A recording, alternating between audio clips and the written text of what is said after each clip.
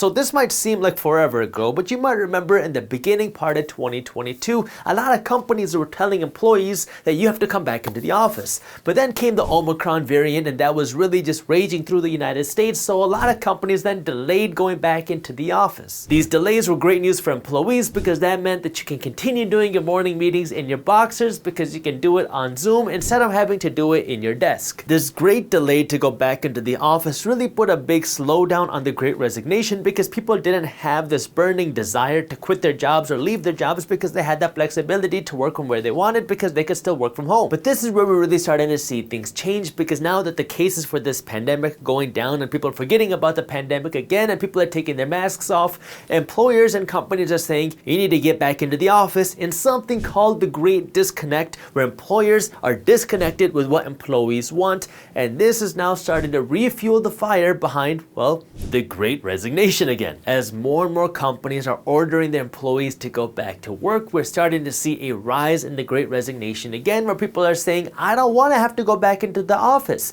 I'm working just fine at home. I like the lifestyle I have at home, and if you're not letting me work from home, then I'm going to look for another opportunity that aligns with my lifestyle. And this is bringing us to the new phase of the Great Resignation, which is none other than the Great Upgrade. I told you 2022 was the year of the Great, and now this Great Upgrade that we're seeing is coming at a time where the Great Inflation is about to get even worse because we have so many things happening around the world which are now contributing to our inflation even more than the super high inflation that we were facing already. Sometimes the best innovation comes from necessity, and when we were going through this pandemic, people weren't able to go into their offices to work, and that's when companies had to be innovative. Either they allow you to work from home or they don't get any work done. So any company that could allow their employees to work from home did. And so now you have the pandemic going on, and a lot of people were able to start working from home for the first time ever.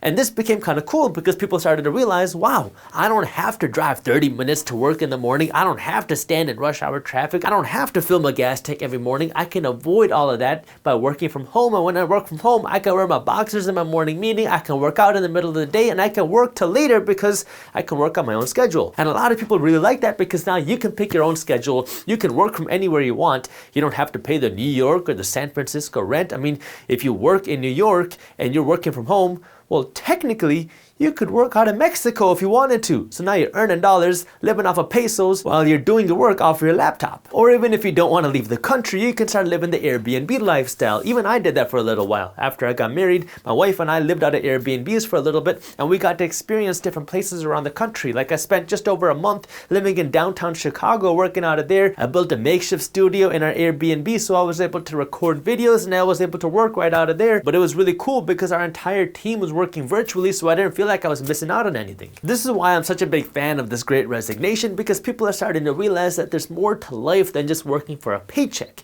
You're starting to work with something a whole lot bigger. People are now looking at what kind of lifestyle they're going to get, what type of job they're doing, and what kind of morals their company has. So people are looking at their company much differently now than they were before the pandemic, because now they're not just working for a paycheck, they want to do something that they actually enjoy, and people are willing to take a pay cut for that flexibility to work from home. And if they want to go back into the office, and if they're required to go back into the office, they want to be compensated for this added headache. But not surprisingly, you have some companies that haven't really caught on to this Great Resignation and the way that the world is shifting. Some companies are convinced that they can get more productivity out of their employees when they're in the office, and other companies just want more control over their employees because when you're in the office, they can control what you're doing. And some companies have gone as far to say in the LA Times that the reason why they're demanding you to go back into the office every single morning is for the sake of your mental health, because you will be much happier if you're required to be in the office every morning at 8:30 and you can't leave until 5:30 p.m. every single day.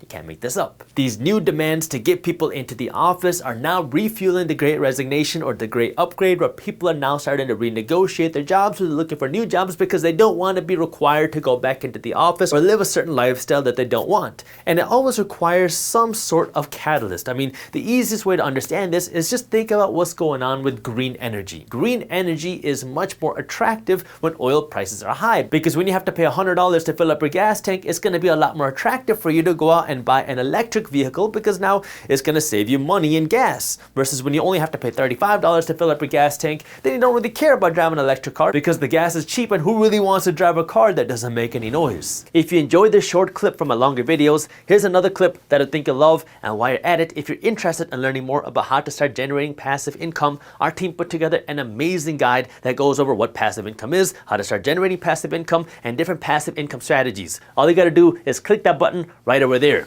Thank you for watching, and as always, keep hustling.